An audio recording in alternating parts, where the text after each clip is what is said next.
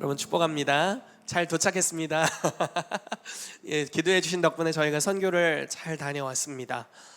키르기즈스탄에서 많은 은혜들이 있었고 이제 감사했던 것 중에 하나는 저희가 그냥 겉핥기식의 선교를 사실 할 수도 있는 건데 그렇게 되지 않고 현지인들의 삶에 깊이 들어가서 사역할 수 있는 기회들이 계속 열리고 있어서 너무 감사합니다.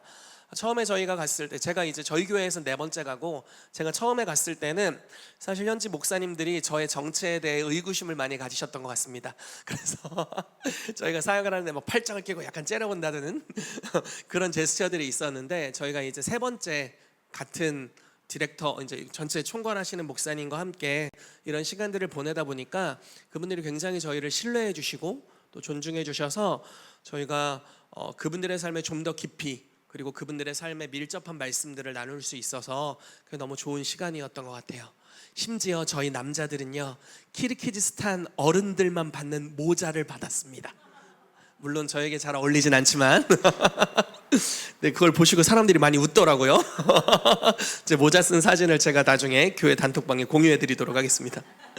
어제 우리 제자만 모였는데 되게 웃으시던데. 아무튼 그렇게 굉장히 많은 존중을 받고 사랑을 받고 사역을 하고 돌아왔습니다. 저희가 수요일날 아침에 인천공항에 도착했는데 너무 피곤합니다. 아직도 피로가 전혀 풀리지 않아서. 네, 우리 김구명 권사님도 굉장히 피곤한 얼굴로 금요 예배를 지키려고 오셔서 너무 좋고, 네, 그래서 선교팀 갔다 온 우리 6명의 사람들이 있는데 그분들의 삶에 주님께서 회복을 주시도록 이제 생업으로 이미 돌아갔지만 몸은 돌아오지 않았거든요. 멘탈이 아직 돌아오지 않았을 수 있어요. 그래서 잘 기도해 주시기를 바랍니다. 오늘은 지성소에 거하는 삶이라는 주제로 여러분들과 함께 말씀을 나누고 싶습니다. 성경 구절을 같이 좀 보도록 하겠습니다. 말씀은 사무엘상 3장 1절부터 4절까지 말씀입니다. 같이 읽어볼게요. 시작. 아이 사무엘이 엘리 앞에서 여호와를 섬길 때에는 여호와의 말씀이 희귀하여 이상이 흔히 보이지 않았더라. 엘리의 눈이 점점 어두워가서 잘 보지 못하는 그때 그가 자기 처소에 누웠고 하나님의 등불은 아직 아니하였으며 사무엘은 하나님의 궤에 있는 여호와의 전 안에 누웠더니 여호와께서 사무엘을 부르시는지라 그가 대답하되 내가 여기 있나이다 하고. 아멘. 여러분, 이 말씀이 참 재미난 말씀입니다. 왜냐하면 사무엘은 나면서부터 나실인으로 구별되어서 하나님께 바쳐졌고, 아마 젖을 뗀 후에 모르겠어요. 젖을 어느 정도에 떼는지는 모르겠지만 저희는 이제 요한이를 1년 동안 젖을 먹였던 것 같아요. 그래서 요한이가 나중엔 이빨이 자라가지고 엄마 젖을 깨물었다 이런 그러면 이제 아이 뒤통수를 때리게 되는 일이 발생합니다. 이러면서 어쨌든 그 정도 이제 아이가 엄마의 품에서 자라나다가 이제 엘리 제사장에게로 맡기게 되죠. 하나님께 서원한 대로. 근데 이 아이가 지낸 장소가 굉장히 특이한 장소예요. 사실 여기 들어가면 안 되는데 원래는 들어가면 안 되거든요. 왜냐면 지성소에서 아이가 지냈어요.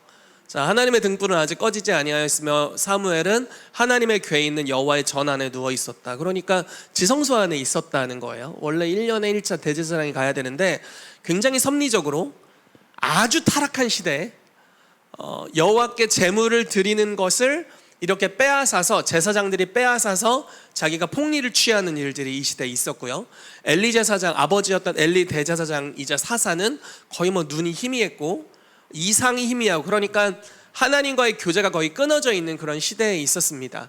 근데 이런 법이 무너질 때여서 그랬는지 사무엘이 지성소에서 지내는 기이하면서도 굉장히 섭리적인 일이 이런 시대에 발생하게 됩니다. 그래서 사무엘이 여호와의 전 안에 머물러 있다가 이제 하나님의 음성을 듣게 되면서 그 사람의 선지자 사역이 아주 어린 시절부터 시작되는 모습을 볼 수가 있습니다. 여러분, 저는 저희 교회가 하나님의 임재를 추구하는 교회이고 우리가 매 예배마다 하나님의 임재를 경험하죠. 오늘 예배도 너무 좋았습니다. 우리 사모님 예배 인도해 주셔서 너무 감사드리고 홍정식 목사님께서 쏘아 올린 공이 여기서 저희가 이제 그 HIM 목회자들이 모여있는 모임이 있었어요. 그래서 ARN이라는 그 HIM 안에 있는 핵심 목회자들이 모이는 모임이었는데 그때 이제 사모님도 갔고 저희 아내도 이제 같이 현장에 참여를 해서 예배를 드리는데 이바울 목사님에게 이제 홍 목사님께서 바울 목사 예배 좀 인도하지? 이렇게 했는데 바울 목사님 그때 유튜브 무슨 사역이 있었습니다. 그래서 제가 오늘 사역이 있어서 어려울 것 같습니다 했더니 옆에 있었던 연하 사모님한테 그러면 사모님이 인도하세요? 하고 사모님의 표정은 굳었지만 홍 목사님은 허락을 이야기한 게 아니라 통보셨어요. 통보를 하셨고 그냥 가시더라고. 본인의 의무가 끝나시고 가셨고 이제 그날 예배를 인도해 주셨는데 너무너무 좋았거든요. 그래서 그때부터 시작해서 오늘에 이르게 된 줄로 믿고 앞으로 이런 시간이 자주 있게 되기를 바랍니다. 간곡히 예배팀에게 청원합니다. 이런 시간이 자주 있기를. 저희 교회가 하나님의 임재를 사랑하는 교회잖아요. 그리고 성도님들이 같이 예배하면서 주님의 임재를 누리죠. 예배 인도자로서 너무 멋진 예배 인도자들이 있지만 사실 우리는 예배 인도자들보다 하나님의 임재를 더욱 사랑합니다. 그렇죠? 누가 예배를 인도하든지 그게 중요하다기보단 하나님이 여기 계시는 그런 예배 현장으로 나아가는 것이 저에게 큰 기쁨입니다. 근데 저는 이런 감동을 좀 주시는 것 같아요. 우리가 아직 더 가야 될 고지가 남아있다, 이런 마음이 있습니다. 여호와의 산에 오를 자가 누구인가 라고 성경이 초대를 하고 있죠. 그러면서 손이 깨끗하고 두 마음을 품지 않고 여러 가지 이제 이야기들이 나옵니다. 그러면서 야곱의 하나님의 얼굴을 구하는 자로다, 이렇게 이제 결론을 내리게 되는 장면이 있는데 우리가 더 올라가야 될 높은 차원의 하나님의 산이 있다라고 믿어요. 제가 최근에 이제 선교를 다녀왔는데 그 다녀오기 직전에 금식을 했습니다. 워낙 금식을 안 하다가 해서 사실 금식은 저에게 큰 기쁨입니다. 금식을 하는데 몸이 너무 좋아지는 거예요. 그래서 제가 깨달았어요. 내가 독을 먹고 살았구나. 디톡스가 되는구나, 이런 걸 좀 느꼈습니다. 저는 사실 금식하기에 최적화된 몸을 가지고 있습니다. 그래서 원래 장기 금식을 어려워하지 않는 몸인데 굶는 게 싫어가지고 먹는 게 좋아서 이렇게 하다가 금식을 오랜만에 했더니 너무 좋더라고요. 하나님의 임재가 정말 가까이 느껴지고 하나님과 함께하는, 그래서 주님과 함께하는 게 너무 가까이 느껴지고 그게 참 행복한 시간이었고, 그리고 또 선교를 다녀왔잖아요. 선교지를 가면은 양극으로 치달을 수 있어요. 깨어있으면 더 큰 영광으로 갑니다. 깨어있지 않으면 죽을 수도 있어요. 그래서 생명을 위해서, 나의 생명을 위해, 그리고 우리 팀의 생명을 위해, 그리고 현지에 있는 목사님들을 섬기기 위해서는 항상 깨어있어야 됩니다. 그래서 영적 긴장감을 가지고 깨어있는데 그 시간이 참 행복한 시간이었습니다. 주님과의 교제가 너무너무 잘 되고요, 현장에서 하나님이 말씀하시는 음성을 잘 듣게 되고. 그래서 안타까운 것은 준비한 설교를 하나도 하지 못했고 한 8편의 설교를 했는데 그 설교 직전에 설교를 새로 준비해서 했던 것 같습니다. 음성이 좀 잘 안 들렸어야 이렇게 대체가 잘 안 될 텐데 주님은 계속 말씀하시고 저를 불편하게 하셔가지고 마지막까지 깨어있을 수밖에 없는 그런 일정을 보내고 왔습니다. 아직 우리가 가야 될 산이 더 있다라고 믿어요. 여러분 그렇게 생각하시죠? 나는 고지에 와 있어. 혹시 이런 교만한 사람은 여기 없잖아요? 그건 굉장한 교만함이죠. 우리가 영광 안에 더 나아갈 영역들이 있다라고 믿습니다. 그래서 오늘은 성경 인물들을 좀 살펴보고 임재를 추구했던 성경의 인물, 새 인물을 좀 살펴보길 원하고요, 우리가 좀 그 영역에 대해서 사모함을 가지고 진입하는 시간을 되기를 예수 이름으로 축복합니다. 우리 처음에 보길 원하는 인물은요, 사무엘입니다. 오늘 본문 말씀에서도 같이 읽었지만 여호와의 전에서 살아갔던 사람이에요. 아름다워. 네, 참 아름답고 멋진 사람입니다. 근데 이 사람의 삶에 정말 강력한 역사들이 많이 일어났는데 그 사람의 첫 사역부터 저희가 한번 읽어보도록 하겠습니다. 사무엘상 3장 19절에서 21절 말씀이에요. 같이 읽겠습니다. 시작. 사무엘이 자라매 여호와께서 그와 함께 계셔서 그의 말이 하나도 땅에 떨어지지 않게 하시니 단에서부터 브엘세바까지의 온 이스라엘이 사무엘은 여호와의 선지자로 세우심을 입은 줄을 알았더라. 여호와께서 실로에서 다시 나타나시되 여호와께서 실로에서 여호와의 말씀으로 사무엘에게 자기를 나타내시니라. 아멘. 와, 참 놀라운 말씀이 여기 나옵니다. 사무엘이 자라나는데 여호와께서 그와 함께 하셨다. 여기까지도 참 엄청난데 그 함께 하시는 결론이 이런 방식으로 나타납니다. 그의 말이 하나도 땅에 떨어지지 않았대요. 이게 얼마나 강력한 하나님의 역사입니까? 여러분 이런 말씀 보신 적 있을 거예요. 요한복음 15장 말씀에 나는 포도나무요 너희는 가지니 내가 저 안에 저가 내 안에 있으면 이 사람 많은 열매를 맺는다. 그러면서 반대되는 이야기도 하세요. 나를 떠나서는 너희가 아무것도 할 수 없다.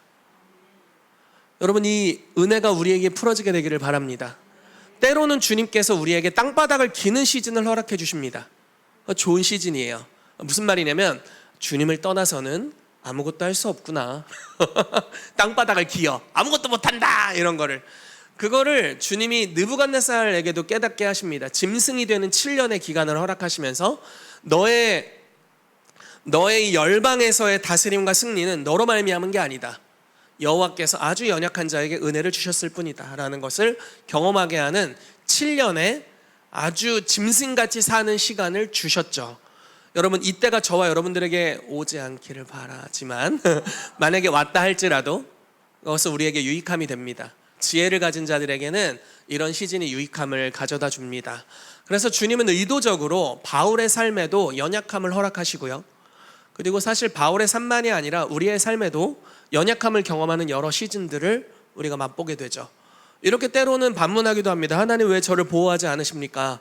주님께 구했는데 왜 나를 도와주지 않는 겁니까? 이렇게 할 때도 있지만, 때로는 그러한 내버려둠의 시간 같은 어려움을 통과할 때 내가 내 힘으로 아무것도 할 수 없구나라는 것을 절실히 깨닫고 우리의 영혼이 주님을 갈망해서 주님께 붙어있기를 원하시는 그 주님의 마음이 있다라고 믿습니다. 그래서 우리가 주님을 떠나서는 아무것도 할 수 없는데 주님과 함께 있으면 많은 열매를 맺게 된다라고 이야기해요. 그 중에 하나가 사무엘의 삶에서는, 이 사람 선지자였기 때문에 사무엘의 삶에서는 그의 말이 하나도 땅에 떨어지지 않았다라는 겁니다. 여러분, 우리의 말이 그렇게 되기를 축복해요. 아멘. 어디서 많이 듣던 목소리가, 우리가 말하기를 참 조심해야 하는데 이 말하는 것마다 다 이루어지게 되는 하나님을 경외하는 자의 삶이 여기 보이고 있습니다. 여러분, 그런 은혜가 우리에게 있게 되기를 예수 그리스도의 이름으로 축복합니다.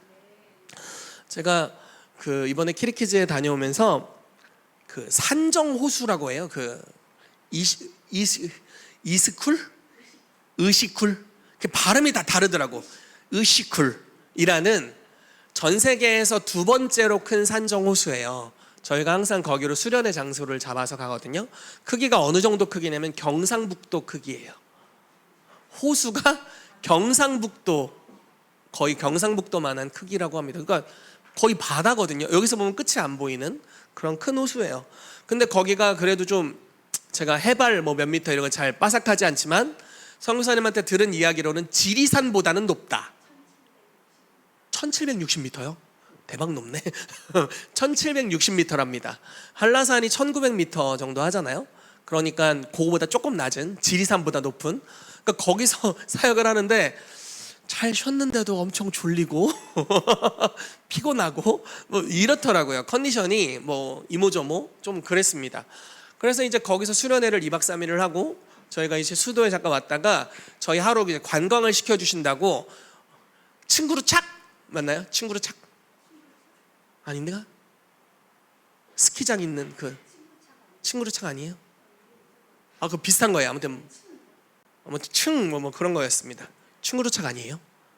칭구루착 맞다고 생각했는데, 아무튼 네, 그런 지명에 갔는데 거기는 2000m가 더 높은 곳이었어요. 그래서 거기를 갔더니 또 저는 그때는 괜찮았는데 우리 몇몇 남성분들이 맥을 못 추는 그런 모습을 또 보았고요. 저희가 내년도에 갈 때는 3000m 고지가 넘는 곳에 가려고 지금 생각은 하고 있습니다. 연습하는 중이죠. 1700에서 2000에서 이제 3000m가 넘는 곳으로, 거기는 약간 고산병 같은 게 조금 염려가 되는 좀 그런 곳이긴 한데, 거기가 정말 그 나라에서 가장 박해가 심한 곳이라고 합니다. 그래서 저희 아들은 데려갈 수가 없습니다. 네. 제가 이제 돌 맞으면 어떡하냐고 해서 슉슉슉 이렇게 피할 거라고 저희 아들한테 이야기를 해줬는데, 그래서 그곳을 이제 가려고 생각은 하고 있어요. 그래서 여러분 계속 기도해 주세요. 현지 선교사님께서 굉장히 솔직하신 분이세요. 다시 오기를 원하지 않으면 오라 소리를 안 하시는데 계속 와달라고 하십니다. 그래서 저희가 내년에도 또 가게 될 것 같습니다. 하나님의 임재 안으로 들어가면 들어갈수록 우리의 삶에 좋은 열매를 맺을 거예요. 우리가 주님께 깊이 붙어 있을수록 우리로부터 나오는 모든 열매는 사실 어마어마하게 좋은 열매들일 것입니다. 여러분들의 삶에 좋은 열매를 맺고 있다면 여러분들이 하나님의 말씀에 그리고 하나님의 임재에 붙어있기 때문이에요. 다른 말로 바꿔 말하면 우리의 삶에 좋은 열매를 맺지 않고 있다면 주님의 임재 밖에 있기 때문입니다. 이게 너무 여실히 드러나는 일이라고 할 수 있어요. 이 사무엘이라는 사람은요, 하나님의 임재와 함께 살아간 삶의 귀한 모델입니다. 제가 이 사람의 삶에서 놀라운 것 중에 하나는 말이 하나도 땅에 떨어지지 않았다라는 정말 비현실적인 인물이었다는 사실 한 가지와, 또 하나는요, 삶을 무지하게 잘 마무리했어요. 성경에서 단 두 인물만 모든 사람들 앞에서 내 삶이 잘못된 것이 있으면 얘기해봐라, 이렇게 했던 인물입니다. 있어요. 이 두 사람. 하나는 사무엘이고 하나는 사도 바울이에요. 사무엘이 이제 자기의 사사직을 마무리하고 왕정을 시작하면서 모든 사람, 온 국민 앞에서 내 삶이 여호와 앞에, 너희들 앞에 잘못된 것이 있다면 이야기를 해봐라, 이렇게 얘기하고, 내가 누구의 것을 빼앗은 일이 있냐, 내가 뭐 판결을 굽게 한 일이 있냐, 아무도 얘기를 하지 못합니다. 제가 저희 교회에서 제가 여러분들에게 잘못한 것이 있다면 이야기해 보십시오 라고 말하지 않을 겁니다. 자신 없어요. 너무 많은 것 같아. 우리 같이 은혜 가운데 살고 있습니다. 그러니까 이 임재 가운데 거하는 삶의 열매가 흠잡을 데 없는 삶을 살아가게 된 거예요. 뭐 은사가 나타나는 것뿐만 아니라 성품에 있어서, 그리고 삶의 관계에 있어서, 여호와를 경외하는 삶의 여정에 있어서 문제가 하나도 없었어요. 흠잡을 데가 없는 삶이었습니다. 사도 바울이 또 에베소 장로들 앞에서 그런 이야기를 했죠. 저는 제 인생의 마무리가 이렇게 되길 바라요. 물론 지금 물어보면 여러 손들 사람들이 있을 수 있겠지만 여러분들이 아니길 바라고, 여러분들이 손을 든다면 저도 여러분들에게 손들 게 많을 것 같기도 하고 복수하고 싶기도 하고, 아무튼 그렇지만 이 사무엘과 같은 마무리를 하길 원합니다. 주님의 임재 안에 계속적으로 붙어 있을 때 나타날 수 있는 좋은 열매라고 볼 수 있죠. 그리고 사무엘이 했던, 계속 임재 안에 머물렀던 이 사람이 했던 것은 자기의 사역을 잘 마무리하면서 후세대에 왕 2명을 임명하고 또 그것을 잘 계승하는 일들까지 했던 모습을 볼 수 있습니다. 그래서 이 하나님의 임재 안에서 이런 멋진 사람이 있었다라는 것을 우리가 알고 다음 사람으로 한번 넘어가고 싶습니다. 여러분, 하나님의 임재 또는 예배하면 빼놓을 수 없는 사람이 다윗이죠. 이 사람은 예배자의 삶을 살았습니다. 남이 알아주지 않을 때부터. 심지어는 이렇게 얘기하기도 하죠. 어린 시절부터 주님을 예배했다고 이야기해요. 그러니까 목동으로서 집을 떠나서 몇 개월간 자리를 비워요. 양들을 데리고 혼자 있는 거예요. 근데 이때 아마 다윗이 10대였을 텐데, 그러니까 예를 들어 하면 13살, 15살이라고 해볼게요. 그런 꼬맹이가 몇백 마리의 양떼를 이끌고 집을 떠나서 6개월 만에 집에 돌아오는 여정을 겪는 겁니다. 지팡이와 막대기를 가지고 또 수금을 가지고 수금을 타면서 주님을 홀로 예배하고 텐트를 쳐놓고 텐트에서 자고, 사자가 오면은 사자 입을 이렇게 찢었다고 이야기해요. 본인 피셜 본인의 이야기입니다. 막 사자 입을 찢고 막 곰이 잡아먹은 막 곰 입을 막 찢어가지고 그 새끼를 빼오고 양 새끼를 빼왔다고 막 이렇게까지 표현할 정도로 그런 용맹하면서도 하나님의 임재 앞에 오래 머물렀던 사람이고, 심지어 이 사람의 예배의 모습, 수금을 타면서 주님을 예배하는 것이 왕궁의 소문이 날 정도의 수준이었습니다. 그러니까 아주 어린 시절부터 하나님을 예배하는 삶을 살았고, 사울이 귀신 들렸을 때 이제 왕의 신하들이 수금을 잘 타는 자가 있습니다, 이새의 아들입니다 하면서 다윗을 왕궁에 데려오는 일들까지 하게 되죠. 그래서 어느 순간에서든지 예배하는 자였습니다. 우리가 때로는 이렇게 생각할 때가 있죠. 내 마음이 좋아야 예배를 하죠. 컨디션이 좋아야 예배를 하지. 주님이 컨디션 안 좋게 했으니까 예배도 안 하는 거야, 이렇게 생각할 수 있겠지만 여러분, 다윗은 좋은 가문에서 태어나지 않았습니다. 부모의 사랑을 받지 못하고 컸어요. 심지어 위대한 대선지자 사무엘이 자녀를 다 데려오라고 이야기했을 때도, 여러분, 선지자 앞에서 거짓을 고하면 죽는 일이 다반사인 시대예요. 그런데 이새는 자기 자식을 다 안 데려왔어요. 그러니까 아마도 부끄러움을 끼치는 아들이었을 가능성이 있고, 혹 어떤 신학자들은 이런 이야기를 합니다. 그러니까 첩의 자식이었다 이렇게 얘기하기도 해요. 그리고 어떤 분들은 이렇게까지 얘기해요. 형제들도 그날 다윗을 처음 봤다. 네, 제가 조니 앤노 목사님 책에서 이런 글을 읽은 적이 있는 것 같습니다. 그러니까 그런 정도로 뭐 너무 심각한, 여러분 우리가 그 내면을 치유하는 사역을 하다 보니까 알게 되죠. 어린 시절의 상처가 우리의 삶에 얼마나 치명적인 결과를 낳는지.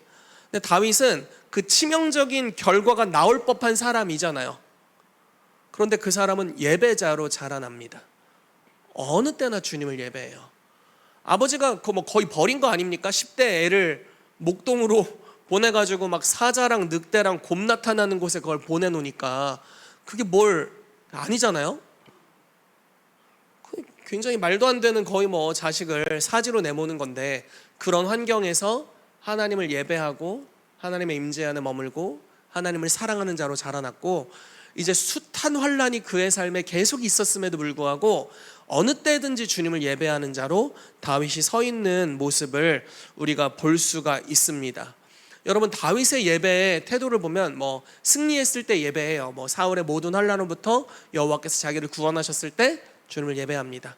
그런데 이상한 때도 예배해요. 아기스 왕이 자기를 죽이려고 해서 왕 앞에 미친 채 하다가 쫓겨났을 때 쓴 시 이런 거, 그게 뭔지 아세요? 시편 34편이에요. 여러분, 시편 34편이 가끔 우리 홍정식 목사님이 34만 원 헌금 콜링하실 때가 있거든요.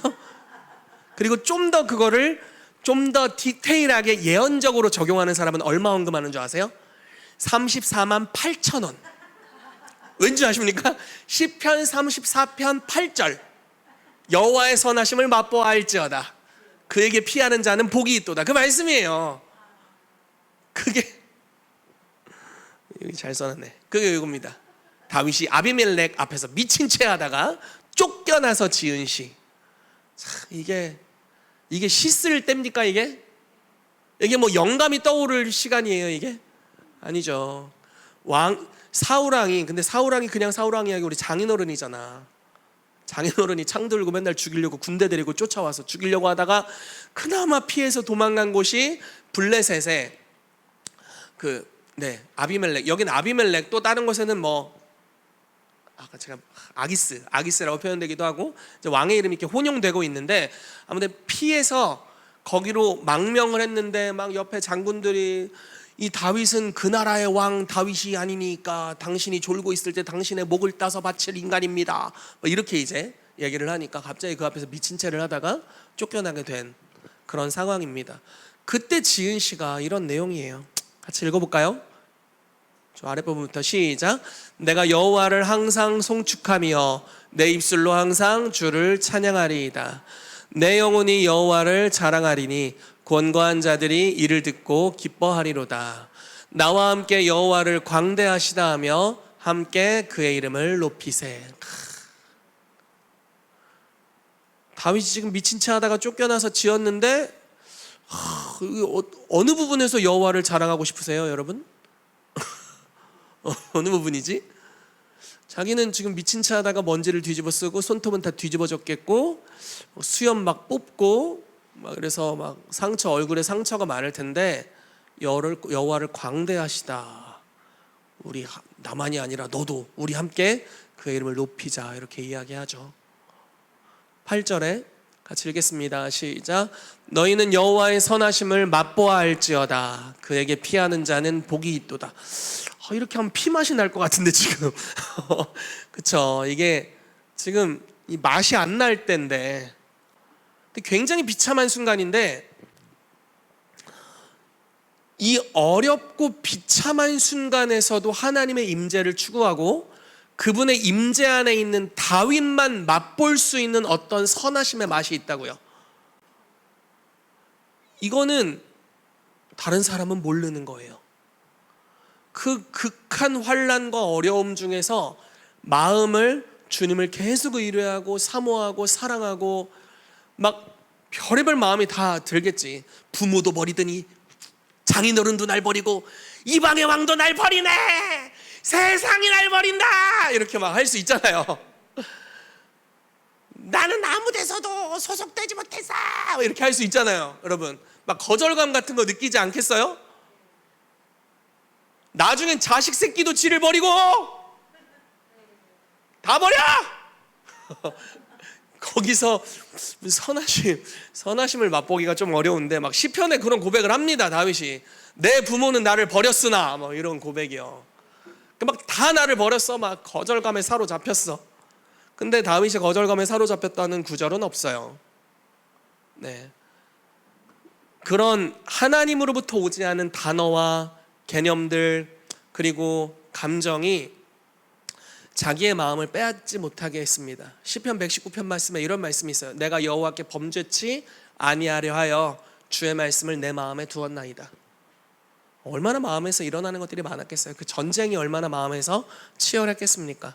그렇지만 내가 주께 범죄하지 않으리라 라고 결정했고 주님의 임재를 사모하고 주의 말씀을 항상 마음에 두었대요. 놀랍죠. 이 환난 가운데서도 주님을 예배할 수 있는 자가 경험할 수 있는 주님의 선하심, 여러분 그것을 우리가 맛보게 되기를 축복합니다.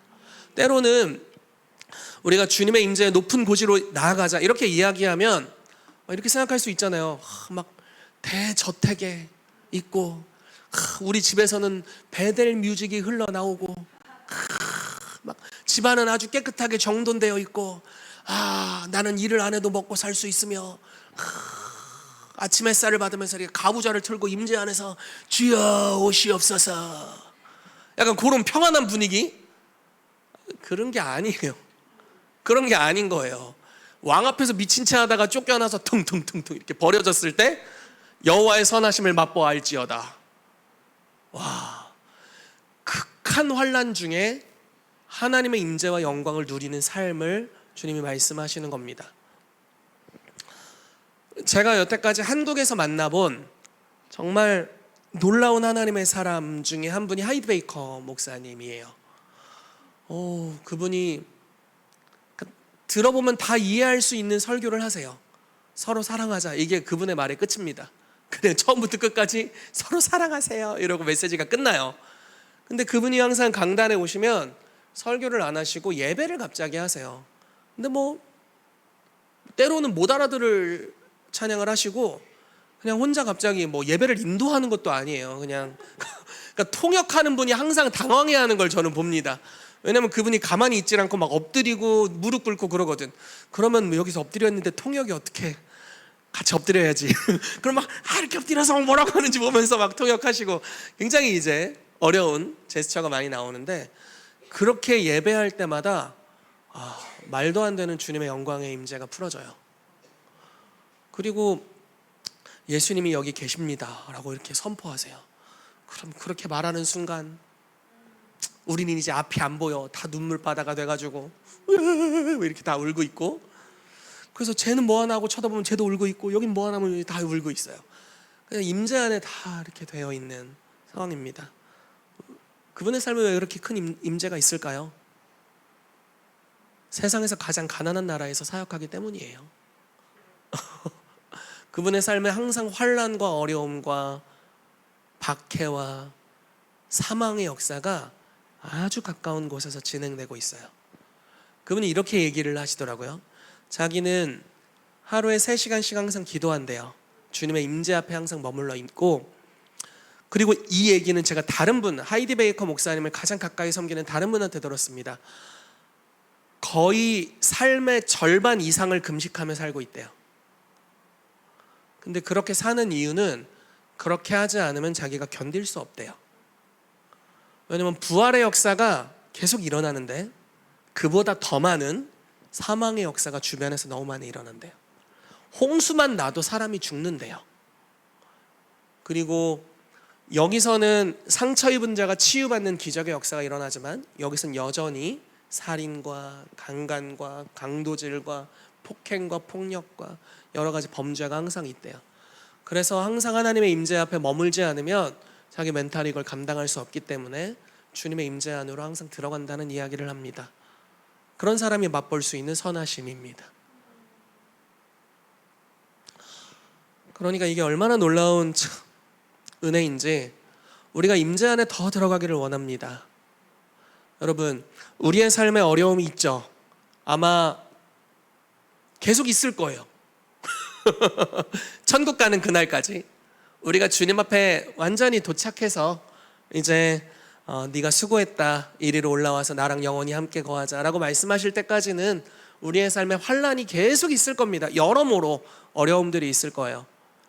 어려움에 대해서 이야기할 수도 있고, 불만 불평을 이야기할 수도 있고, 그냥 내 마음에 상처받은 것들, 나의 쓴뿌리, 그냥 이것이 진행되도록 그냥 둘 수도 있어요. 그러지 않기를 추천하지만 히브리서 12장 말씀에는 어떤 이들은 상처를 받고 거기에 쓴뿌리가 나서 자기를 괴롭게 하고, 자기만 괴로운 게 아니라 다른 사람들을 더럽힌다고 말합니다. 그러니까 나뿐 아니라 나 주변 사람까지 어려움을 주는 이 상처를 따라 행할 수 있습니다. 성경은 이걸 가리켜 육신의 생각이라고 이야기를 하고, 하나님과 원수다 이렇게 얘기합니다. 로마서 8장이 그런 말씀을 하고 있죠. 다윗이 이렇게 말하는 겁니다. 내가 여호와께 범죄치 아니하려 하여 주의 말씀을 내 마음에 두었습니다. 여러분, 이 싸움에서 승리하게 되시기를 예수 그리스도의 이름으로 축복합니다. 제가 이제 선교지에서 이제 숙소에서 같이 있으면서 우리 형제들이랑 교제하는 시간을 좀 가졌습니다. 특히 우리 박승환 집사님, 또 구자호 집사님이랑 방에서 또 늦게까지 막 교제를 했는데, 하나님의 임재를 누리는 것에 대한 이야기를 좀 하게 됐어요. 목사님은 하나님의 임재를 어떻게 느끼세요? 뭐 이런 질문부터 해서 이제 그런 여러 가지 대화를 했습니다. 굉장히 유익한 시간이었어요. 저는 하나님의 임재를 항상 느낍니다. 예외 없이요. 거의 모든 순간 느껴요. 뻥 안 치고. 근데 예전부터 그랬던 건 아닙니다. 어린 시절에는 처음 주님의 임재를 경험했을 때 너무 행복하고 좋았어요. 그게 너무나 감사한 일이어서 이제 그 임재를 추구하며 살았습니다. 그러나 자다 깨면 그 임재 의식이 없는 거예요. 주님이 실제로 느껴지나 그렇지 않았어요. 그러면 그 임재의 영광 안에 머물 때까지 제 마음의 긴장감을 풀지 않았습니다. 계속 추구하는 거예요. 그게 이제 아주 어린 시절부터 이제 그렇게 했습니다. 그러다 보니까 어느 순간부터는 그냥 항상 주님의 임재를 경험합니다. 언제든지 주님의 임재를 맛보게 됐어요. 그게 저한테 이렇게 뭐 딜레이가 있거나 하지 않습니다. 그냥 어느 순간에서든. 그래서 그런 얘기를 했더니 저를 저 세상 사람처럼 쳐다보시더라고요. 그래서 아이 누구나 할 수 있는 거야 뭐 이렇게 하고 이제 그랬었는데, 훈련이 필요한 영역이 분명히 있긴 있는 것 같아요. 그러니까 어려운 순간에서도 마음을 지키고 상처나 어려움에 마음을 내어주지 않고요. 상처가 있으면 계속 꼬리에 꼬리를 물고 상상도 되고 마음도 안 좋은 쪽으로 계속 가잖아요. 그러니까 그 자리를 내어주지 않는 겁니다. 마음의 긴장감을 유지하고 하나님의 임재를 추구하고 주님께 붙들리기를 원하고 계속 추구하면 어느 순간 제 지각을 초월하는 주님의 평강이 제 마음에 옵니다. 그래서 평강이 임하고 그러면 임재 안에 사는 것들이 어려워지지 않게 되죠. 여러분, 여호와의 선하심을 맛보게 되시기를 축복합니다. 그 환난 중에서도 주님을 붙들 때 주님이 주시는 놀라운 선하심이 있습니다. 아멘. 다윗이 또 이렇게 고백을 해요. 같이 읽어볼게요. 시작. 너희 자녀들아 와서 내 말을 들으라. 내가 여호와를 경외하는 법을 너희에게 가르치리로다. 와, 이 말만 들으면 다윗이 가르칠 만하지 이렇게 생각하죠. 근데 지금 다윗의 상황을 보면 가르칠 때가 아니잖아요. 너나 잘하세요. 지금 쫓겨다니는 주제에 지금 누구한테 어디 한 군데서도 지금 받아주지도 않고 지금 야, 네 장인은 너를 버렸고 뭐 이러면서 이제 얼마나 그 참소하는 소리가 많겠어요. 그리고 뭐 이방의 왕도 지금 자기를 버려서 비참하게 자기의 그 지체들에게로 돌아가는 때잖아요. 근데 무슨 말을 하는 겁니까? 자녀들아 내 말을 들어라. 내가 여호와를 경외하는 법을 너희에게 가르치리로다. 와, 이 사람한테 배워야죠. 그렇죠? 모든 환난 가운데서도 하나님을 추구하는 사람, 마음에 흔들림이 없이 주님을 항상 붙드는 사람, 이 사람에게 우리가 배워야 합니다. 그리고 이렇게 얘기합니다. 같이 읽어볼게요. 시작. 의인은 고난이 많으나 여호와께서 그의 모든 고난에서 건지시는도다. 그의 모든 뼈를 보호하시며 그 중에 하나도 꺾이지 아니하도다. 아멘. 하나님의 보호하심을 선포합니다. 환난이었잖아요. 죽음의 위기였는데 미친 채 하는 그 자존심도 없는 행동을 하고 거기서 자기를 죽이려고 하는 자들에게서 벗어나서 이제 간신히 빠져나오게 됐는데 이렇게 표현하는 겁니다. 고난이 많지만 여호와께서 건지신다, 이렇게 표현하고 있어요.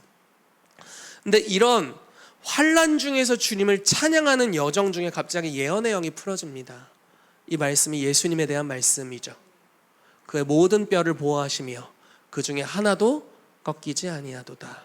이게 예수님의 죽으심, 십자가에서 죽으심이 바로 이것과 관련이 있습니다. 원래 십자가에서 못 박인 모든 죄인들은 살아 있거든요. 그러니까 처형식이 끝났는데도 살아 있어요. 서서히 피가 빠져나가면서 죽는 거니까. 근데 예수님은 너무 많이 맞았죠. 그래서 이미 돌아가셨어요. 원래는 어떻게 하냐면 버티고 있는 다리의 뼈를 부러뜨립니다. 망치 같은 걸로 쳐서. 그래서 이제 뼈가 이제 주저앉으니까, 뼈가 부러지니까 이렇게 해서 숨을 쉬지 못하고 바로 죽게 되는 건데, 예수님은 그렇게 할 필요가 없었어요. 이미 돌아가셔서. 그래서 그때 이 말씀이 인용됩니다. 의인은 뼈가 꺾이지 않는다. 그 예수님의 죽으심을 예표한 말씀인 거예요. 그 환난 중에 하나님의 임재를 구할 때 그 임재 안에서 놀라운 계시와 고백들이 풀어져 나오게 되는 거죠. 잘 살고 있는 성도님들을 환난에 빠지게 하고 싶지는 않습니다. 그러나 여러분들의 마음이 지금 환난 중에 있다라고 느낀다면 여러분, 지금이 하나님의 임재를 추구할 가장 좋은 때입니다. 네, 주님의 임재로 가시기를 바랍니다. 그리고 또 다른 성도님들, 환난으로 가기 전에 주님의 임재로 물론 임재로 들어가지 않으면 환난을 준다, 주님 그런 분 아니지만, 네, 우리가 하나님의 임재로 더 깊이 들어가게 되기를 예수 그리스도의 이름으로 축복합니다. 아멘. 다윗은 이 놀라운 하나님의 임재의 체험을 가지고 이제 무슨 일을 했는지 같이 보도록 하겠습니다. 역대상 16장 1절부터 6절까지 말씀 같이 읽을게요. 시작. 하나님의 궤를 메고 들어가서 다윗이 그것을 위하여 친 장막 가운데에 두고 번제와 화목제를 여호와께 드리니라. 다윗이 번제와 화목제 드리기를 마치고 여호와의 이름으로 백성에게 축복하고 이스라엘 무리 중 남녀를 막론하고 각 사람에게 떡 한 덩이와 야자 열매로 만든 과자와 건포도로 만든 과자 하나씩을 나누어 주었더라. 또 레위 사람을 세워 여호와의 궤 앞에서 섬기며 이스라엘 하나님 여호와를 칭송하고 감사하며 찬양하게 하였으니 아삽은 우두머리요 그 다음은 스가랴와 여히엘과 스미라못과 여히엘과 마띠디아와 엘리압과 분하야와 오베데돔과 여히엘이라. 비파와 수금을 타고 아삽은 재금을 힘있게 치고 제사장 분하야와 야하시엘은 항상 하나님의 언약궤 앞에서 나팔을 부니라. 아멘. 이것이 다윗이 하나님의 임재를 경험하면서 이스라엘 백성 전체에게 한 행동입니다. 여호와의 언약궤가 오베데돔의 집에 머물러 있었는데 그곳에서부터 여호와의 언약궤를 모시고 다윗이 친히 마련한 장막에 두고 항상 이스라엘 백성 전체가 하나님의 영광을 맛보면서 예배드리는 그 처소를 마련하는 일을 했습니다. 여러분, 근데 참 아이러니한 것이 다윗과 가장 가까이 있었던 그 다윗의 아내가 이것을 싫어했습니다. 그리고 이해하지도 못했습니다. 여러분, 저는 여러분들의 주변에 여러분들의 임재를 추구하는 모습을 이해하지 못하는 사람이 있게 되길 바라요. 제 이 말이 이해가 될까요? 그러니까 남들이 이해할 만한 수준으로 주님을 추구하지 마십시오. 쟤 이해가 안 돼, 왜 저래? 이런 수준으로 주님을 추구하시기를 바라요. 왜 저래? 왜 이렇게 목숨을 걸어? 저는 우리 김구명 권사님 볼 때 키르키즈에 자꾸 목숨을 거셔가지고 가족들이 엄청 이해를 못하시는 걸로 제가 알고 있습니다. 이해를 못해요. 우리 엄마 왜 이렇게 고생하나, 그 어려운 나라에 가서 우리 사랑하는 아내가 왜 이렇게 거기 가서 그냥 고생을 사서 하나, 이해 못합니다. 근데 그거는 제정신이 아닌 거예요. 하나님이 부어주신 마음인 거예요. 주님의 임재를 추구하는 다윗의 열정, 그래서 다윗 시편에 이렇게 고백을 하잖아요. 여호와의 전을 사모하는 열심이 나를 해할 것이, 나를 상하게 한다. 근데 그게 예수님에게도 동일한 스피릿이 있었죠. 그래서 성전에서 장사하는 이들을 향해서 뭐 다들 장사하는데 뭐 어때요? 그런데 예수님 그걸 그냥 둘 수가 없는 겁니다. 막 다 막 갈아치워 막 혹 어떤 사람들은 집안에서만 용감하셔서 밥상을 뒤엎으시지만 아주 못된 버릇이죠. 집에서만 용감해 자기 아내한테만 용감한 몇몇 남편들이 있을 수 있지만 예수님은 성전의 상을 뒤엎어 버리셨어요. 여호와의 전을 사모하는 열심으로 인해서 이해될 수 없는, 남들이 이해할 수 없는 임재를 추구하는 모습입니다.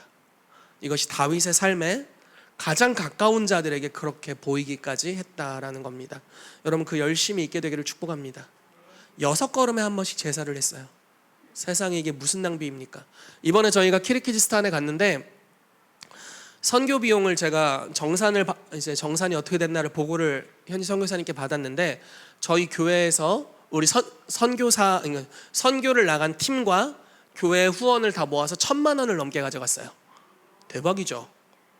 이렇게 많은 재정을 우리가 흘려보낼 줄 몰랐네. 어떤 분들이 보면 미친 거 아니야? 이렇게 생각할 수 있어요. 우리 교회 규모가 어떻다고. 너무 감사합니다. 너무 자랑스러웠어요. 막 선교사님이 이렇게 많이 드려서 어떻게 해요? 그래서 원하시는 데 쓰십시오 하는데 마음이 너무 좋더라고. 행복한 시간이었습니다. 제정신이 아니죠. 저희가 다 제정신이 아닙니다. 하나님께서 열방을 향한 그분의 마음, 그리고 하나님의 임재를 위해 주님께 드려지는 것들에 대해서 하나님은 아까워하지 않으세요. 희태가 뭐 그런 것까지 그렇게 하니? 이렇게 말씀하지 않으세요. 주님은 그걸 받기에 언제나 합당하십니다. 우리가 예배에 어떤 정성을 쏟아 올리든, 예를 들어 이럴 수 있죠. 어떤 사람들은 뭐 한번 예배 드리는데 그렇게 열심히 해, 대충 한 번만 준비하고 올라가서 하면 되지, 이렇게 생각할 수도 있잖아요. 제 말이 무슨 말인지 이해되세요? 또 어떤 사람은 막 예배인들 한번 맡아가지고 막 1년 전부터 준비했어, 막 예배인도를. 물론 지금 누군가에게 부담을 주는 것은 아닙니다. 예배팀에게 제가 부담을 주는 건 아니에요. 그러니까 태도를 이야기하는 겁니다. 자세를 이야기하는 거예요. 1년 동안 매일마다 금식하면서 준비했다고 할지라도 주님은 그걸 받기 합당하시다, 이런 이야기를 하는 겁니다. 어떤 정성과 노력을 들이더라도 주님은 그걸 받기에 부족하지 않으세요. 어느 교회에서 드려지는 예배이건, 뭐 좋은 교회에서 드려지는 예배이건, 아니면 좀 시설이 부족한 교회에서 드려지는 예배이건, 광야에서 드리는 예배이건, 주님께 드려지는 제사에 낭비라는 것은 존재하지 않습니다. 그분은 모든 것을 받기에 합당하신 분이시죠. 다윗이 지금 그런 정신없는 제사를 여호와께 드리면서 하나님의 궤를 메고 자기가 친 장막까지 온 거예요. 6걸음에 한 번씩, 아마 거의 한 2,000, 3,000번의 제사가 드려졌을 거라는 학설이 있습니다. 세상 그런 낭비가 1,000번째 다 낭비잖아요. 마리아가 순전한 나드 한 옥합을 깬 것 300데나리온이래요. 300데나리온. 한 데나리온이 노동자 하루의 품삯입니다. 3,000만 원짜리 향수를 깬 거예요. 지금 단 한순간을 위해서. 예수님이 깨달라고 얘기도 안 했어. 누군가는 뭐라고 하잖아요. 가룟 유다가 뭐라고 하잖아요. 가난한 자들에게 줬으면 얼마나 효율적이었겠냐. 사실 자기가 훔쳐가려고 한 거예요. 효율?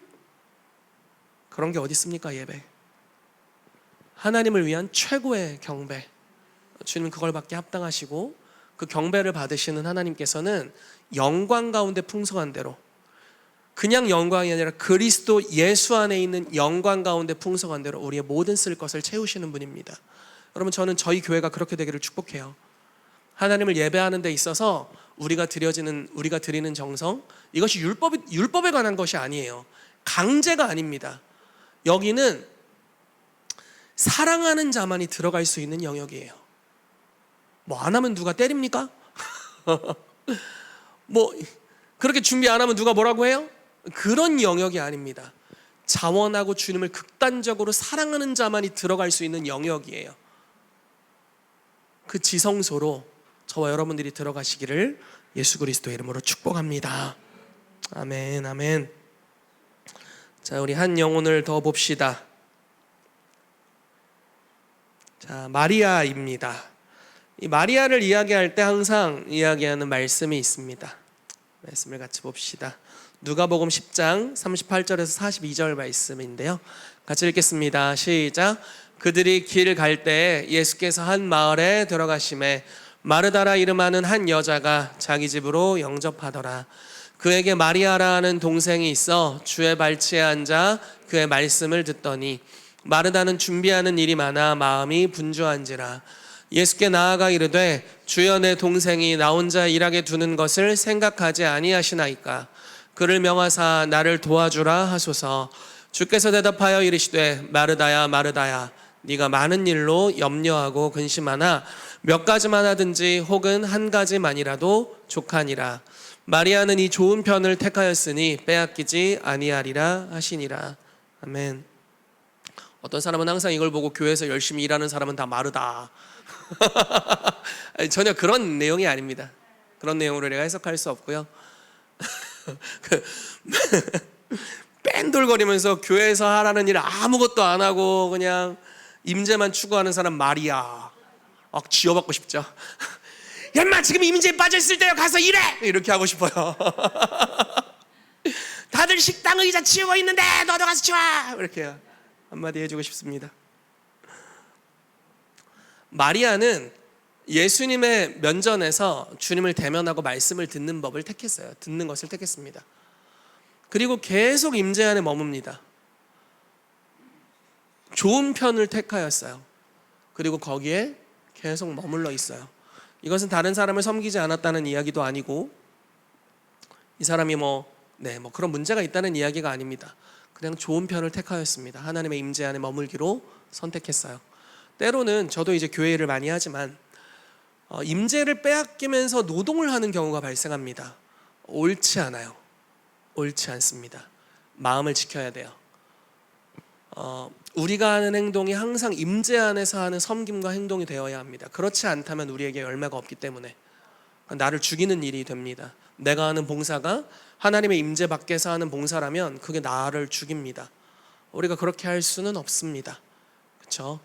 여러분, 하나님의 임재 연습이라는 책을 쓴 로렌스 형제가 있습니다. 그 사람은 주방 담당이셨어요. 설거지 담당. 그런데 몇 분에 한 번씩 하나님의 임재를 의식하면서 살았답니다. 의도적으로 하나님의 임재를 계속 의식하는 거예요. 설거지를 하면서 자기의 모든 노동의 일과를 담당하면서.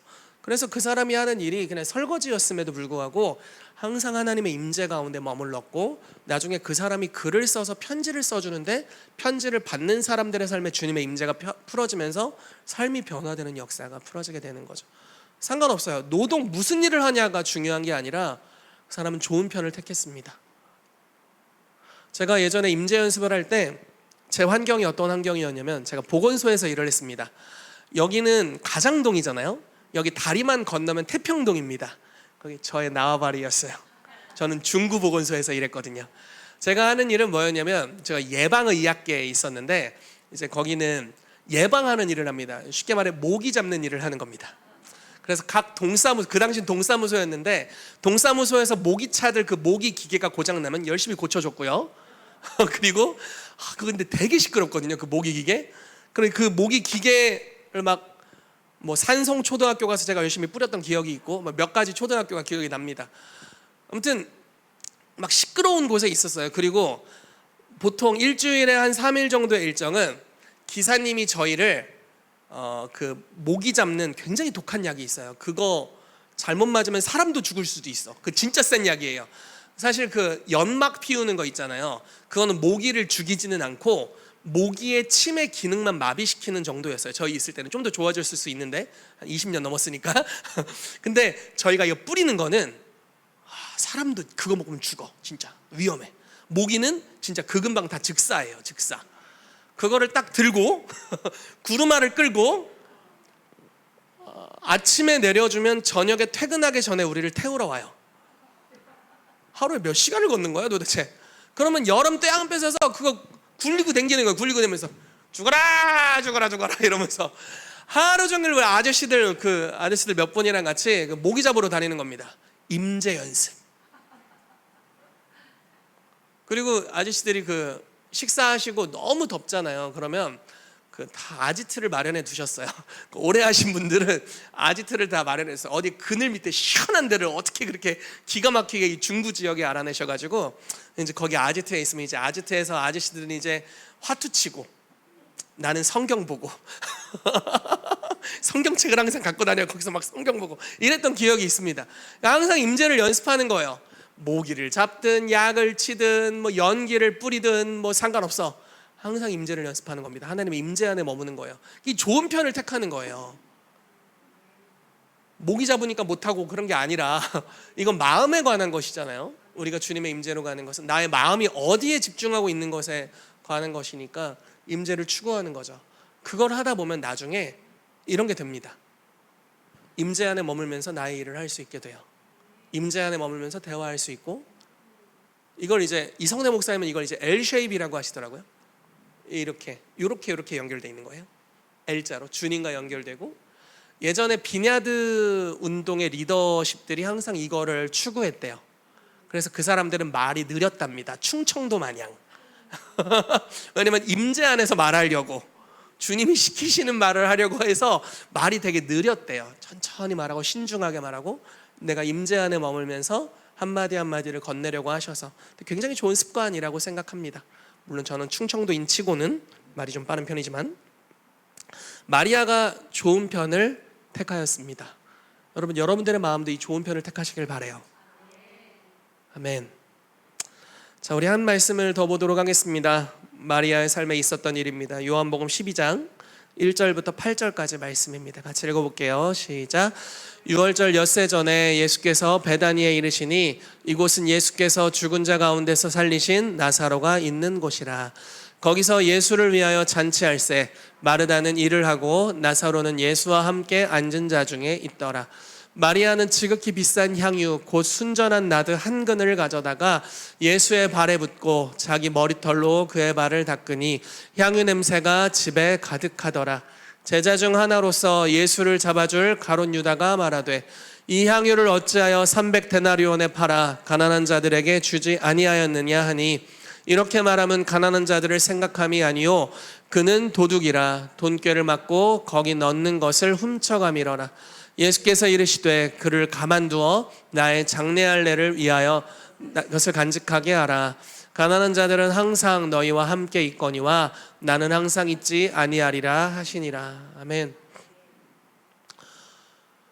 자, 마리아가 지극히 비싼 향유 순전한 나드 한 근을 가져다가 예수의 발에 붓고 자기 머리털로 그의 발을 닦았다. 향유 냄새가 집에 가득했다라고 나오고 있습니다. 놀라운 예배의 모습이죠.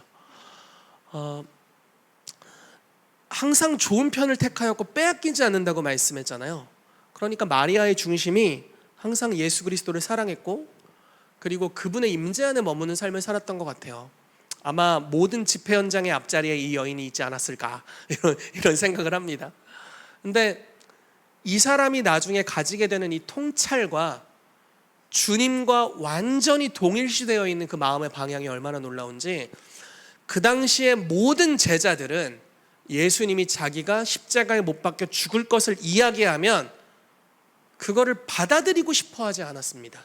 그 누구도. 그래서 예수님이 그 이야기를 할 때마다 지들끼리 수군거리고, 처음에는 베드로가 예수님 멱살 잡았다가 그 막 사단아 내 뒤로 물러가라 이래가지고 이제 엄청 꾸중을 심하게 들은 이후로는 회개한 게 아니라 베드로처럼 나대다가는 사단이라고 하겠지 하고 이제 뒤에서 그냥 수근수근거리기만 한 거예요. 그러니까 동의가 되질 않는 겁니다. 그분의 구속사역이 이해가 되질 않는 거예요. 왜냐하면 오른편 왼편을 생각하고 계시니까. 무슨 말인지 이해가 돼요? 주님을 따르려면 자기를 부인하고 자기 십자가를 지고 주님을 쫓아야 되는데 예수 믿고 횡재할 생각을 하니까 그게 문제가 되는 겁니다. 그게 오히려 더 우상이죠. 그렇죠? 예수님을 나의 출세의 기반으로 삼으려고 하는 나쁜 욕구입니다. 이거 완전 다른 이야기예요. 여러분, 주님을 믿으면 주님이 복을 주십니다. 아브라함의 복이 임한다고 말하고 있고, 이 아브라함의 복은 영혼, 육, 사회 모든 영역에 관한 것이에요. 실제로 복을 주시죠. 그러나 이것은 예수님을 사랑하는 것과는 대치될 수가 없습니다. 그래서 주님을 부인한 자만이 그 길을 걸어갈 수 있어요. 만몬의 종이 되지 않고 걸어갈 수 있습니다. 여러분, 예수님이 요구하시는 사랑이 대부분 우리의 어떤 것을 잃어버리기까지 사랑하기를 원하세요. 그래서 좀 극단적으로 표현해 볼게요. 저와 여러분들의 삶에 예수님 이것만큼은 안 됩니다 라고 이야기하는 영역이 있다면 조심하세요. 조만간 빼앗길 가능성이 많습니다. 진짜 조심하세요. 그런 게 있어서는 안 돼요. 이것만은 안 됩니다는 없어요. 대표적인 인물이 그 부자 청년이잖아요. 주님, 어떻게 하여 영생을 얻습니까? 그러니까 영적인 영역에 굉장한 궁금증이 있는 성공한, 이 시대에 성공한, 번듯한, 율법을 다 지켜 행한 완벽한 청년이었잖아요. 1등 신랑감 아닙니까? 신앙도 좋은데 돈도 많고 성품도 좋아. 최고 아니에요? 최고지. 근데 예수님이 계명을 지키라 이렇게 하시다가 나중에는 좀 진지하게 대하시죠. 사랑하셔서 말씀하십니다. 너에게 단 한 가지 부족한 것이 있으니 내 모든 소유를 팔아 가난한 자들에게 주고. 자, 보세요. 예수님이 자기한테 달라고 안 했어. 자기한테 달라고 안 했다고요. 너의 소유를 팔아 가난한 자들에게 주고 너는 나를 따르라. 못해. 그 사랑하는 한 가지로 인해서. 뭔 얘기를 하다 어디로 많이 갔는데, 여러분, 예수님의 십자가를 동의하지 않았던 모든 제자들은 주님의 마음을 알지 못했고 구속의 목적도 알지 못했고 아무것도 알지 못했어요. 그 주님을 결국 쫓아가지 못하는 거예요. 그래서 이 사람들이 어떻게 됩니까? 십자가에 예수님 못 박혔을 때 다 부인하고 떠나죠. 다 도망갑니다. 왜냐하면 예수님보다 더 추구했던 것들이 위협받으니까. 내가 이렇게까지 주님을 따르려고 한 건 아니었어. 이렇게 다 털리는 현장이 나타나죠. 근데 마리아는 지금 무엇을 한 거냐면 주님의 장례를 예비한 거였어요. 그를 가만히 두어 나의 장례할 날을 위하여 그것을 간직하게 하라. 이 순전한 나드 한 근을 깨트리면서 주님의 머리에 붓고 주님의 발을 씻긴 것은 나의 십자가의 죽음을 기념한 것이다. 그러니까 유일하게 그 당시에 예수님을 따르는 모든 자들 중에 진짜 한 수십만 명이 따르지 않았을까요? 밖에서는 호산나 주의 이름으로 오시는 이여 하고 있고, 안에서는 12사도가 주님을 호위하고 있고 70인의 제자들이 예수님 주변에 있었고, 근데 그 모든 이들이 다 주님 그것만은 안 됩니다 이렇게 얘기할 때 오직 유일하게 이 여인 하나만 주여 가십시오,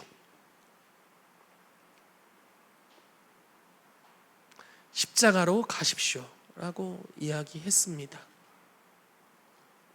유일하게 이 좋은 편을 택하였던 한 여인만이 임재를 추구한 자의 삶에 하나님이 주시는 놀라운 유업입니다. 여러분, 저와 여러분들이 그렇게 되기를 예수 이름으로 축복합니다. 아멘. 우리가 괜찮아 보이고 상식적인 길을 가도록 부르심 받지 않았습니다. 주님의 길을 걷도록 부르심을 받았습니다. 주님의 길이라는 것은 자기를 부인하고 자기 십자가를 지고 주님을 따르는 길이고, 그것은 절대 넓은 길이 아닙니다. 절대 상식적이지도 않고 보기 아름다운 길도 아닙니다. 그러니까 바울이 말하기를 내가 내 몸에 그리스도의 흔적, 스티그마를 가졌다고 이야기하죠. 이 스티그마라는 것은 노예의 낙인이에요. 아름답지가 않죠. 낙인이 뭐가 아름답습니까? 종놈 이렇게 써 있는 거야. 낙인 턱 이렇게 종놈 이렇게 하나도 아름답지가 않죠. 그런데 그런 흔적이 삶에서 계속 드러나.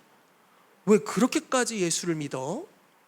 뭘 그렇게까지 하면서 예배를 드려? 뭘 그렇게까지 해서 또 선교를 가? 이런 얘기들을 듣는 거예요. 여러분, 그러나 주님이 이런 길로 우리를 부르고 계세요. 우리가 예배자라면, 우리가 주님의 임재에 우리의 시선을 떼지 않는 예배자로 나아가길 원한다면, 그래서 이 좋은 편을 택하면 우리가 발견하게 될 겁니다. 주님의 길이 무엇인지. 온 세상 사람들이 이야기하고 전혀 이건 아니라고 얘기하지만 내 눈에는 너무나 뚜렷이 보이는 주님이 우리의 삶에 요구하시는 길, 여러분 그 길을 걷게 되시기를 예수 그리스도의 이름으로 축복합니다. 아멘. 같이 기도하겠습니다. 여러분, 하나님께서 우리를 임재의 높은 차원으로 이 시즌에 이끌어가길 원하십니다. 바울의 고백과 같이 바울이 빌립보서에 이렇게 고백하죠. 내가 다 이룬 줄로 여기지 않는다. 이미 얻은 것들은 뒤로 하고 표대를 향하여 그리스도 예수께 사로잡힌 바 된 그것을 잡으려고 쫓아가노라. 여러분, 우리가 바울과 같은 태도로 가길 원합니다. 이곳에 있는 분들은 다 임재를 아시는 분들이에요. 하나님을 사랑하고 주님의 임재를 사랑하는 분들입니다. 그런데 주님이 이 시즌 우리를 더 깊이 초대하고 있는 걸 느껴요. 우리 교회 예배 너무 좋죠. 예배 분위기도 너무 좋습니다. 그런데 우리는 더 갈 수 있어요. 임재 안에서 더 큰 영광을 맛볼 수 있습니다.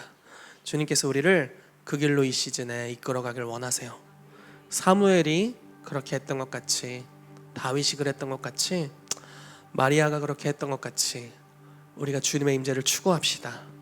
그리고 세상 사람들이 걷는 길이 아니라 주님이 걸어가신 그 길을 걷게 되기를 예수 그리스도의 이름으로 축복합니다.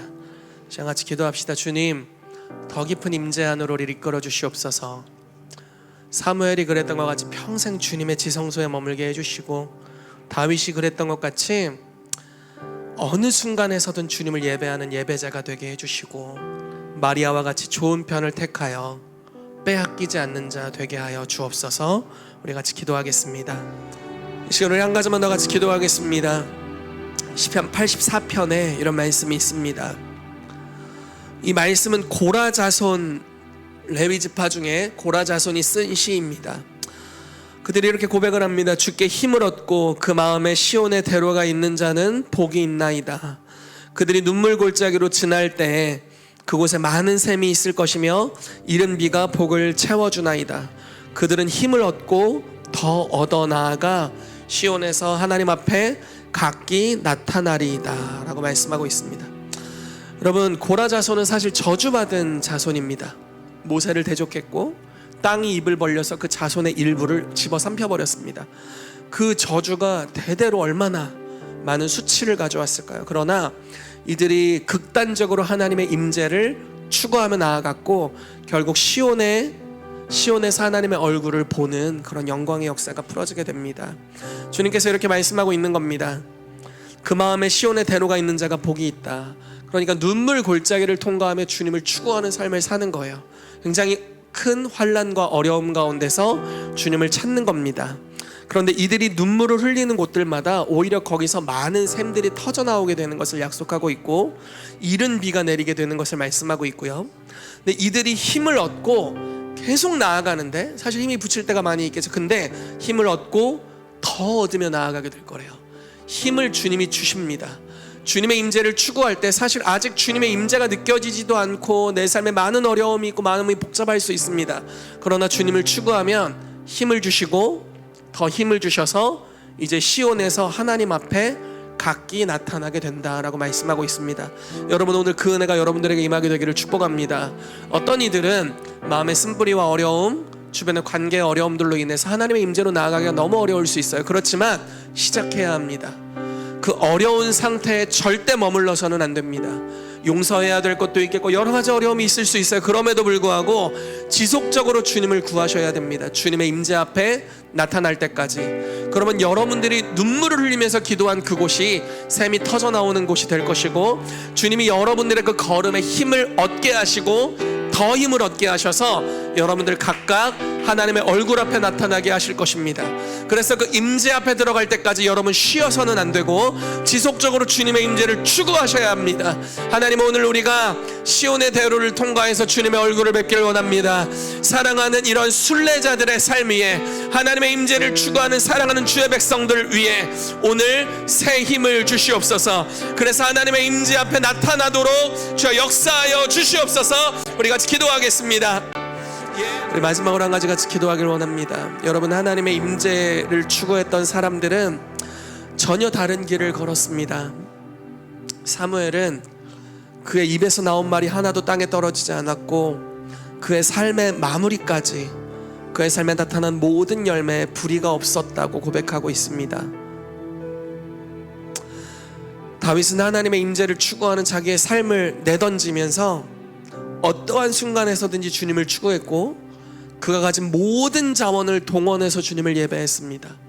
나중에 그의 죽음 뒤에 성전을 지을 것을 위해서 그의 전 재산, 그리고 하나님 앞에 주님이 주신 모든 노량물들을 모아서 여호와의 성전을 위해서 드리는 일을 하게 됩니다. 여러분, 예배에 있어서 낭비라는 것은 존재하지 않습니다. 너무 과한 것도 없습니다. 하나님은 그 모든 것을 받기에 합당하십니다. 여러분, 우리의 예배가 그렇게 되기를 예수 이름으로 축복합니다. 우리 킹스주빌리 교회에서 드려지는 모든 예배가 그렇게 되기를 바랍니다. 우리 예배팀이 인도하는 예배, 그리고 이곳에 있는 모든 예배자들이 드리는 예배 다 그렇게 되기를 원합니다. 어떠한 낭비도 없이 모든 것을 드릴지라도 1000번의 번제를 드릴지라도 그것을 받기에 합당하신 분이 여러분들 안에 성전에 머물고 계십니다. 하나님, 오늘 우리에게 이러한 태도와 경외함을 가르쳐 주시고, 주님, 마리아가 그렇게 했던 것 같이 아무도 보지 못했던 길, 그러나 예배자만 볼 수 있었던 그 길로 우리 모두 나아가게 하여 주시옵소서. 그래서 상식과 세상 풍조와 육신의 생각을 뛰어넘는 주님의 길을 볼 수 있는 눈이 이 시대에 우리 가운데 열리게 해주셔서 다른 이가 뭐라고 할지라도 자기를 부인하고 자기 십자가를 지고 주님을 쫓는 삶을 살아가게 되도록 우리의 삶에 역사하여 주시옵소서. 우리 같이 이 제목을 가지고 기도하며 나아가도록 하겠습니다. 살아계신 하나님, 감사합니다. 우리가 주님의 임재를 경험했지만 주님, 이것이 우리의 목적지가 아닙니다. 우리가 이전 것들은 잃어버리고 바울의 고백과 같이 그리스도 예수께 사로잡힌 바 된 그것을 잡으려고 우리가 쫓아가기를 원합니다. 어디까지 사로잡힐 수 있는지, 그리고 어디까지 하나님의 임재를 추구할 수 있는지, 그리고 임재 안에 머물 수 있는지 우리가 그 끝을 아직 보지 못했습니다. 모세가 여호와의 영광, 그분의 등에 비춰진 영광을 보았고, 바울은 우리가 경험하게 될 영광은 모세가 경험한 그 정죄의 영광보다도 더욱 큰 영광이라고 말했습니다. 주님, 우리가 그 영광을 경험하기를 원합니다. 환난 중일지라도, 어려움 중일지라도, 우리의 사방은 우겨쌈을 당했을지라도 그 마음에 시온의 대로가 있는 자가 복이 있다고 말씀하신 주님, 우리의 환경에 시온의 대로가 있는 것이 아니라 우리의 마음에 시온의 대로가 있어서 우리가 어느 때에 있든지 영과 진리로 주님을 예배할 때 시온에서 우리 하나님의 얼굴을 뵙게 될 것을 믿습니다. 주님, 당신의 영광을 우리의 삶에 나타내 주시옵소서. 임재의 더 높은 차원으로 이 시즌 킹스주빌리 교회에 들어가게 되도록 역사하여 주시옵소서. 역사하실 우리 하나님을 찬양합니다. 감사드리며 예수님의 이름으로 기도합니다. 아멘. 자, 이렇게 기도하시고 돌아가시도록 하겠습니다.